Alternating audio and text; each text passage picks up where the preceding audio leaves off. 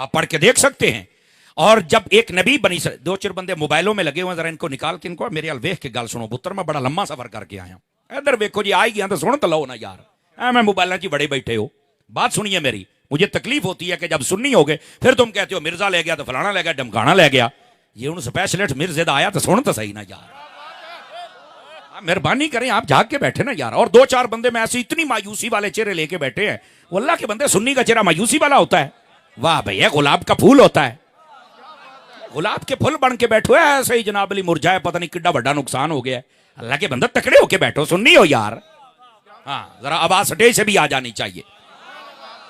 अब जरा गौर से सुने मेरी बात। मैंने कहा नहीं मेरा बेटा, आपने पढ़ा ही नहीं है, इसी वास्ते कहा गया कि किसी आलिम के पास बैठ के पढ़ो। जो कमरे में बंद होके पढ़ता है वो पलंबर बनता है, और जो उस्तादों के पास पढ़ता है वो सम्मर बनता है। बेटा, उस्तादों के पास बैठ के पढ़ा करो ताकि तुम्हें पता चले असल हक़ाइक़ क्या है। अब सुनिए इसका, इस आयत का जवाब क्या है।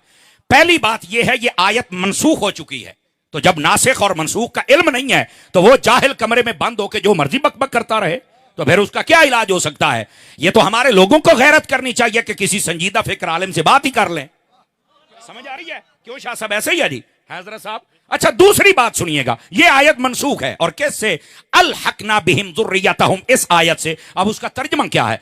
फरमाया जो नेक और सालेह लोग इस दुनिया से गुजर जाते हैं, उनकी औलादों का अमल अगर कमजोर भी हो जाए, ईमान सलामत रहे, अल्लाह फरमाता है क़यामत वाले दिन हम इन लोगों को भी अपने बुजुर्गों से मिला देंगे।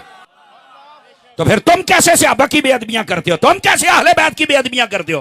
तुम कैसे बुजुर्गों की बेअदबियां करते हो? हया करो ना। और अगली बात भी सुन लो, जब अदब आ जाए ना, मैं आहिस्ता से जुमला बोलूंगा, ये मिर्जा जहलमी एंड कंपनी और उसके जितने भी मुतासिरा हैं वो गौर से सुने, सुन्नी को तो वैसे ही मजा आएगा। मैंने कहा जब अदब आ जाए तो अल्लाह जात पात नहीं देखता, असहाबे कहफ के पीछे चलने वाला कुत्ता भी हो तो रब जन्नत अता फरमा दे। भाई इतनी बात है।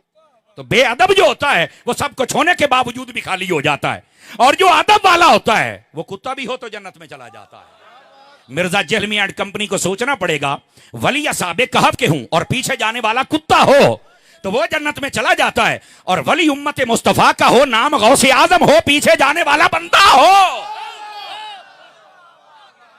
तो आप बताएं फिर क्या मकाम होगा? हैं?